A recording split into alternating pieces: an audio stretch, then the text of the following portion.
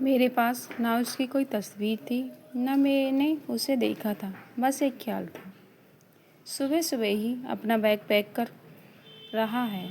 चेहरे पर मायूसी है, लेकिन जल्दी में ही है, इसलिए फ़ोन की घंटी बार बार बजने के बाद भी उसे नहीं उठा रहा है। शायद कुछ सोच रहा है। बैग भरने के बाद उसको फ़ोन की याद आई। फिर उसे यह भी याद आया कि शायद फ़ोन बज रहा था।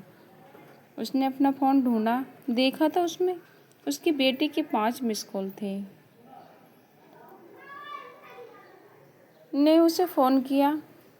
रोहन, हाँ कनिका बोलो। कनिका, पापा मैं आपको कब से फ़ोन लगा रही थी, आप क्यों फ़ोन नहीं उठा रहे थे? रोहन, वो मैं थोड़ा बिजी था। कनिका, आप घर पर हैं या बाहर? रोहन, अभी तो घर पर हूँ, लेकिन निकल रहा हूँ। रोहन की बात पूरी होने से पहले ही कनिका ने बोलना शुरू कर दिया। कनिका, घर ही रहना, मैं आ रही हूँ। रोहन, आ रही हो लंदन से? ऐसे अचानक क्या हुआ? रोहन की बेटी कनिका लंदन में पढ़ाई कर रही थी। कोर्स पूरा होने के बाद उसने वही प्रैक्टिस भी कर दी। रोहन के बुलाने पर भी जो नहीं आ रही थी वो ऐसे अचानक आ गई, तो रोहन को थोड़ा शौक लगा। लाजमी था। रोहन वही सोफे पर बैठ गया और भरा बैग उसकी साइड में है। थोड़ी देर में कनिका आ गई। रोहन, क्या हुआ, तुम अचानक कैसे आ गई? कनिका, पापा अभी आप मुझसे कुछ नहीं पूछिए। आपको अगर मेरी यहाँ आने से कुछ प्रॉब्लम है तो मैं कहीं और चली जाती हूँ। रोहन, कैसी बात कर रही हो? अच्छा ठीक है। रोहन ने अपना बैग उठाया और कहा, रोहन ठीक है, तुम रुको, मुझे जाना होगा। कनिका, कहाँ? रोहन, पापा को मिलने जाना है। यह बोलते समय उसकी आंखों में जो उदासी थी उससे कनिका कुछ समझी। कनिका, मैं भी आती हूँ। रोहन हल्का सा मुस्कुराया। दोनों निकल पड़े। कार में बैठे करीब 6 घंटे लगे उन्हें वहाँ पहुँचने में। रोहन के पिताजी अपने पुराने घर में ही रहते थे। कई बार रोहन ने उन्हें वहाँ से अपने साथ चलने को कहा, लेकिन उन्होंने कहा कि तुम्हारा कोई ठिकाना नहीं, कभी कहीं रहते हो, कभी कहीं, मुझे यही अच्छा लगता है। रोहन और कनिका सीधे उनके कमरे में पहुँचे। वो बिस्तर पर लेटे थे। हालत थोड़ी ठीक नहीं थी। अब इस उम्र में अक्सर ऐसा होता है। कनिका, दादाजी, दादा, अरे मेरी बच्ची, अच्छा हुआ तू आ गई, नहीं तो मुझे लगा कि क्या पता तुझे देख पाऊंगा या नहीं। रोहन, कैसी बातें करती हैं पापा? कनिका, दादाजी मुझे कुछ बात करनी है आपसे। दादाजी, हाँ बोलो मेरी बच्ची। तब कनिका ने अपने ब्रेकअप के बारे में दादाजी को बताया। रोहन भी वहीं खड़ा सुन रहा था। उसे भी पता चला कि उसके यहाँ आने का कारण क्या था। यह सब सुनने के बाद दादाजी, क्या तुम आजकल के बच्चे प्यार करते हो? एक इस तेरे बाप को ही देख ले, तलाक लेकर अकेला बैठा है।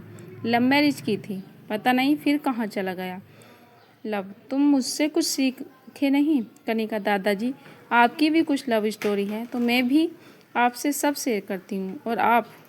दादाजी, हाँ, एक प्यारी सी जिसको सोचता हूँ तो आज भी बहुत खुश हो जाता है। तो कभी मिली नहीं, फुर्सत में ही तुझे सुना सकूँ। कनिका, दादाजी साथ ही था या कोई और कहानी है?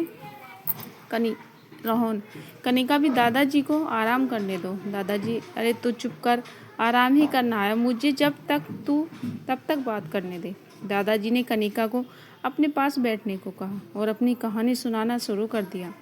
हमारे ज़माने में माता पिता शादी से पहले पूछते नहीं थे। यहाँ तक कि हमको भी नहीं पता होता था कि हम शादी की कोई बात चल रही है। जल्दी ही शादी हो जाया करती थी। बर्थडे यह सब कोई याद नहीं रखता था, इसलिए उम्र का सही अंदाज़ा नहीं होता था। यह पता होता था कि होली का डंडा जब गड़ा था तब तो 2 महीने का था। ऐसा हमारे माता पिता हमको बताते थे। ऐसे ही एक दिन पिताजी हमको बैलगाड़ी में बैठा कर ले गए। साथ में माँ भी थी और मेरे सभी 6 भाई बहन। बैलगाड़ी में जाना भी उस समय बड़ी बात थी। सुबह से हम लोग खुश हो जाया करते थे कि आज तो बैलगाड़ी में जाएंगे। पिताजी ले गए अपने एक दोस्त के यहाँ। हमें तो यह पता था कि उनके किसी दोस्त से मिले जा रहे हैं। वहाँ पहुँचे तो देखा उनकी हालत भी कोई ज़्यादा अच्छी नहीं थी। बड़ा सा बाड़ा था उनका और छोटा सा घर। गुड़ और पानी देकर स्वागत किया। हमको भी मिला। हम सब भाई बहन और उनके हाथ से कुछ भी मिलकर खेल रहे थे। तभी पिताजी ने कहा कि श्याम बेटा इधर आ।